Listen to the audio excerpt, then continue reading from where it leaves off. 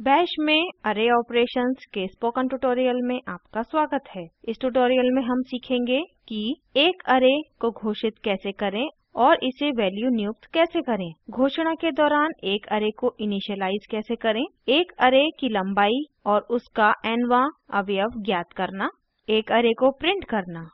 इस ट्यूटोरियल के अनुसरण के लिए आपको लिनक्स ऑपरेटिंग सिस्टम के साथ परिचित होना चाहिए। संबंधित ट्यूटोरियल्स के लिए कृपया spoken-tutorial.org पर जाएं। इसके लिए मैं उपयोग कर रही हूँ Ubuntu Linux 1204 operating system, GNU Bash version 4110। अभ्यास के लिए GNU Bash वर्जन 4 या उससे नए की सलाह दी जाती है। अब अरे की परिभाषा और उसके मुख्य लक्षणों के साथ शुरू करते हैं। एक अरे कई वैल्यूज के साथ एक वेरिएबल है।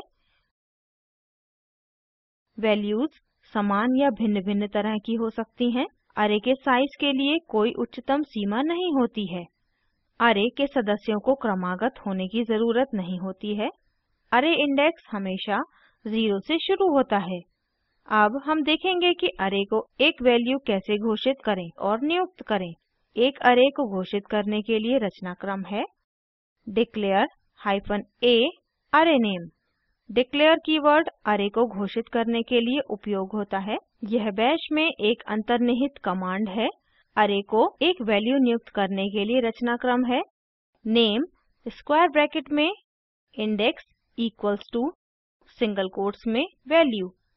अब देखते हैं कि घोषणा के दौरान एक अरे को कैसे इनिशियलाइज यानी आरंभ करें। अरे को एक ही समय पर घोषित और इनिशियलाइज किया जा सकता है। एलिमेंट यानी अवयव को स्पेस से अलग किया जाना चाहिए।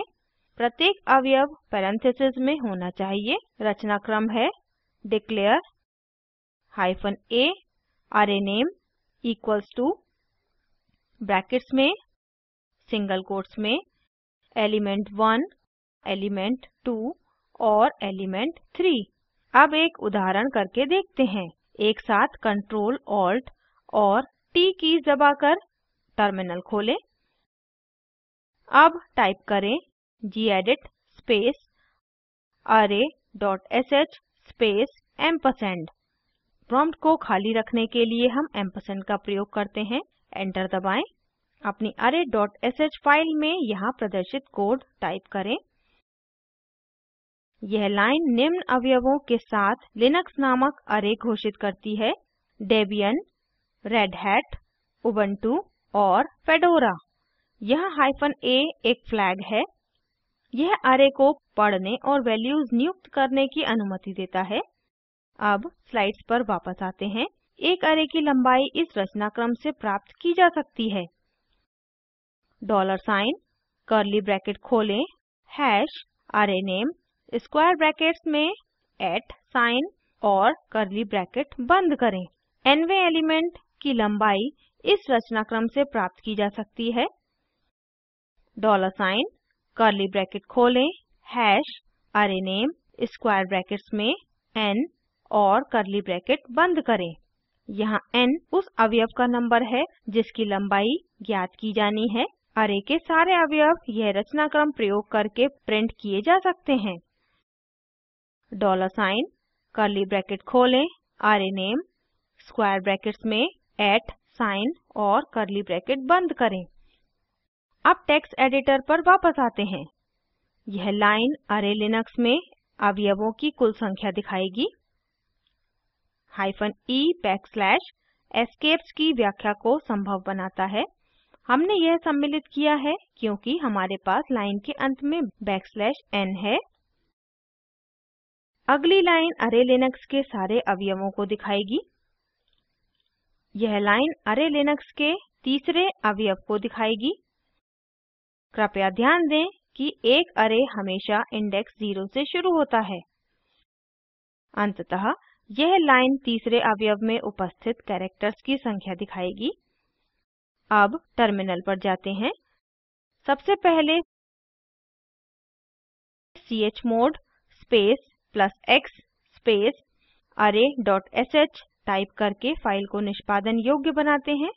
एंटर दबाएं। टाइप करें /array.sh एंटर दबाएं। आउटपुट प्रदर्शित हुआ है। अरे लिनक्स के अवयवों की संख्या या लंबाई 4 है। डेबियन, रेडहैट, उबुंटू और फेडोरा अरे लिनक्स के अवयव हैं।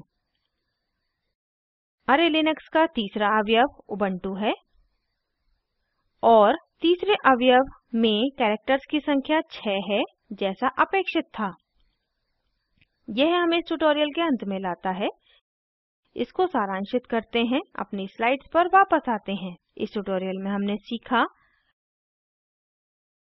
एक अरे को घोषित करना और वैल्यूज नियुक्त करना, घोषणा के दौरान अरे को इनिशियलाइज करना, अरे की लंबाई और इसका nवां अवयव ज्ञात करना और पूरे अरे को प्रिंट करना। एक नियत कार्य में एक नेम्स नामक अरे घोषित करें जिसकी लंबाई 7 हो और अवयवों की कुल संख्या ज्ञात करें। सारे अवयव प्रिंट करें और पांचवा अवयव प्रिंट करें। दर्शाए लिंक पर उपलब्ध वीडियो देखें। यह स्पोकन ट्यूटोरियल प्रोजेक्ट को सारांशित करता है। अच्छी बैंडविड्थ ना मिलने पर आप इसे डाउनलोड करके देख सकते हैं। Spoken tutorial project team spoken tutorials का उपयोग करके कार्यशालाएं चलाती है। ऑनलाइन टेस्ट पास करने वालों को प्रमाण पत्र देते हैं। अधिक जानकारी के लिए कृपया contact@spoken-tutorial.org पर लिखें। Spoken tutorial project talk to a teacher project का हिस्सा है।